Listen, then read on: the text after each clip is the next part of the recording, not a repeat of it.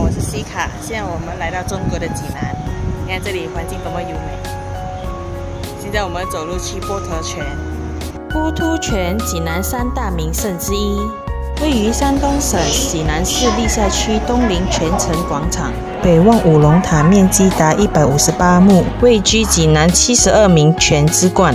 乾隆皇帝南巡时，因波突泉水泡茶味醇甘美，曾册封波突泉为天下第一泉，也是最早见于古代文献的济南名泉。波突泉与千佛山、大明湖并称为济南三大名胜。2013年，以波突泉为代表的天下第一泉景区成为国家 AAAA 级旅游景区。我们第2期再去，下期见，拜拜。